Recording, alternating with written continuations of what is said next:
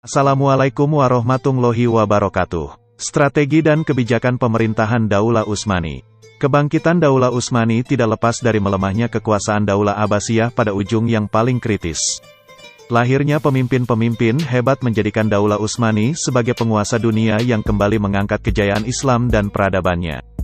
Berikut ini adalah kebijakan pemimpin Daulah Utsmani generasi pertama.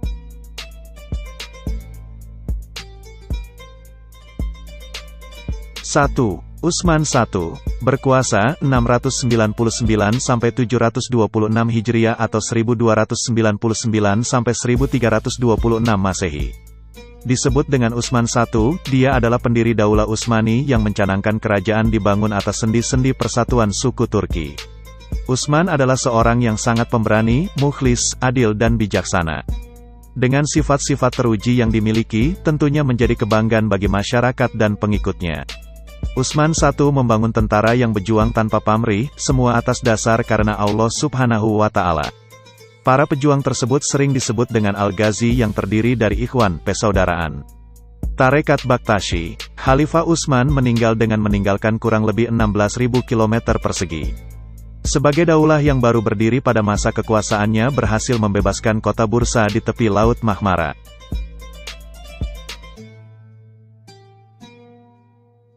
2. Orkan, berkuasa sejak 726–761 Hijriah atau 1326–1360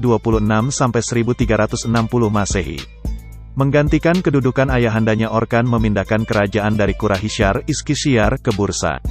Pada masa kekuasaan Orkan bergabunglah wilayah Turkeman, kemudian perluasan wilayah dilanjutkan ke Nicaya tahun 1331, Nikomedia tahun 1337, dan Skutari tahun 1338, ia juga bisa mengontrol wilayah Teluk Edremit.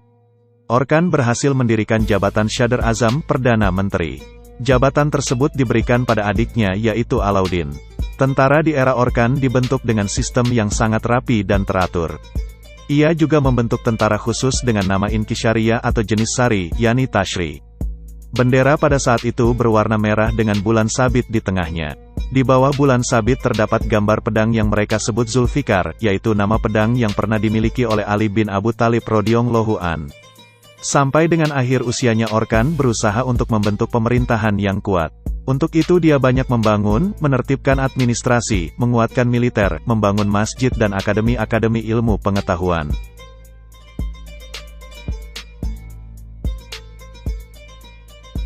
3. Murad I, berkuasa sejak 761–791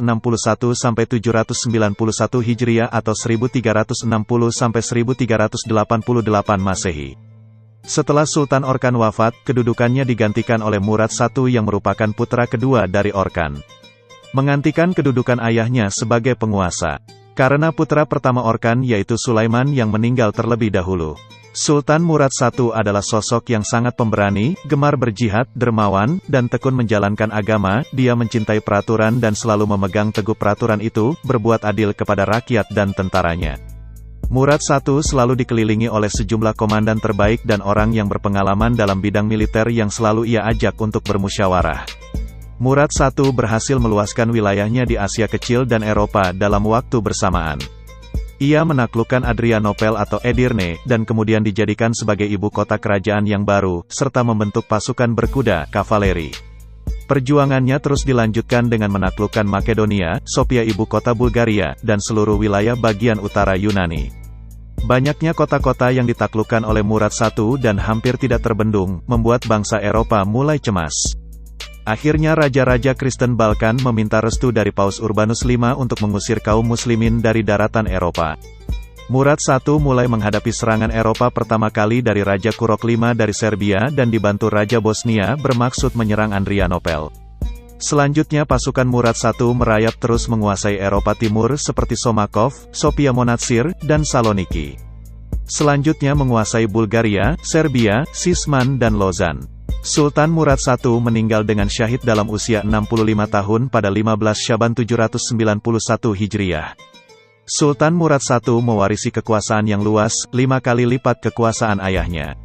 Banyak hal yang bisa dipetik hikmahnya dari kepemimpinan Sultan Murad I, di antaranya a. Menyebarnya Islam yang semakin meluas di wilayah Balkan, banyak pemimpin mereka yang masuk Islam. b. Kedaulatan Daulah Utsmani semakin dihormati dan dihargai oleh bangsa Eropa. c. Pengaruh Daulah Utsmani semakin meluas, sehingga syiar Islam semakin berkembang.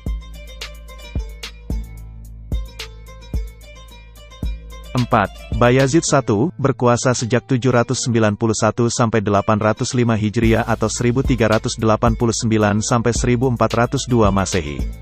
Setelah Sultan Murad I wafat, kepemimpinan Daulah Utsmani dilanjutkan oleh putranya yaitu Sultan Bayazid I.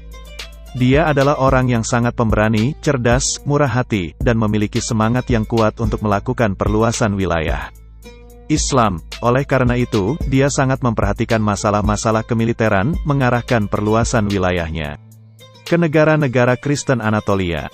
Hanya dalam jangka waktu setahun, negeri-negeri itu berada dalam kekuasaan Daulah Utsmaniyah. Bayazid bergerak begitu cepat di antara dua Balkan dan Anatolia. Oleh karena itu dia diberi gelar Yaldrum atau Kilat. Bayazid sangat besar pengaruhnya, sehingga mencemaskan Paus. Kemudian Paus Bonifasius mengadakan penyerangan terhadap pasukan Bayazid, dan peperangan inilah yang menjadi penyebab terjadinya Perang Salib. Konstantinopel hampir saja bisa dikuasai, namun Bayazid mengurungkan niatnya dari penaklukan Konstantinopel karena munculnya bahaya baru terhadap Daulah Utsmaniyah. Bahaya baru itu adalah adanya serangan tentara Mongol di bawah pimpinan Timur Leng. Ada beberapa faktor yang menyebabkan perselisihan antara Timur Leng dan Bayazid, antara lain sebagai berikut. A. Para pemimpin di wilayah Irak, Baghdad yang wilayahnya ditaklukkan oleh Timur Leng, banyak yang meminta perlindungan kepada Bayazid. B. Kerajaan-kerajaan Kristen memprovokasi Timur Leng untuk menyerang dan mengalahkan Bayazid. C. Adanya kesalahpahaman di antara kedua belah pihak sehingga saling menghina dengan saling membakar surat. D. Di antara keduanya, sama-sama saling berusaha untuk meluaskan wilayah kekuasaannya. Kekalahan dari Timur Leng meninggalkan duka yang mendalam, namun itu menjadi hikmah agar penerusnya melakukan introspeksi diri, sehingga buahnya dapat dipetik di kemudian hari, saat penaklukan Konstantinopel. Demikian penjelasan tentang strategi dan kebijakan Daulah Utsmani, semoga dapat difahami. Terima kasih. Bantu terus channel ini agar dapat berkembang dengan menekan tombol like dan subscribe. Terima kasih. Syukron kasiron ala ihtimamikum. Wassalamualaikum warahmatullahi wabarakatuh.